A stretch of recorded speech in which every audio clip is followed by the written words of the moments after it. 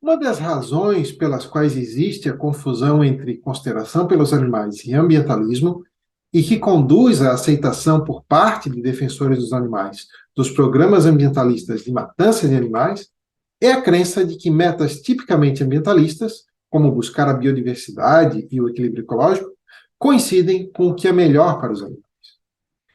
Entretanto, é possível que uma situação tenha um alto grau de biodiversidade ou de equilíbrio ecológico, mas também seja terrivelmente ruim para os animais.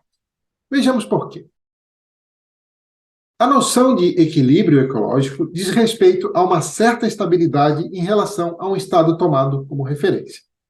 Geralmente, esse conceito é utilizado em relação à variação no tamanho das populações, mas poderia ser em relação a qualquer outro fator. Já a noção de biodiversidade diz respeito à variedade de espécies. Nenhuma dessas noções é baseada em ou possui relação direta alguma com aquilo que é melhor para os seres sensíveis. Em outras palavras, há situações que são equilibradas e nas quais há alto grau de biodiversidade que podem ser terrivelmente ruins para os animais. Por exemplo, os animais da maioria das espécies têm ninhadas gigantescas, com milhares ou mesmo milhões de filhotes, dependendo da espécie. Algo comum em anfíbios, répteis, peixes e nos invertebrados em geral.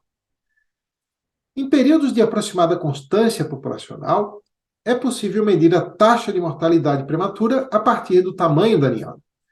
Se uma população permaneceu aproximadamente constante durante algumas gerações, então, em média, sobreviveu apenas um descendente por adulto, isto é, 2 por ninhada.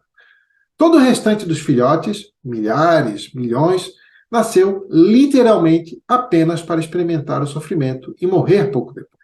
Essa é uma situação equilibrada, mas nela são maximizados o sofrimento e as mortes prematuras. As situações nas quais há biodiversidade também normalmente apresentam esse mesmo resultado. Poderia ser objetado que, se houvesse menor equilíbrio ou menos biodiversidade, então o sofrimento e as mortes prematuras seriam ainda maiores. Entretanto, não há necessariamente essa correlação.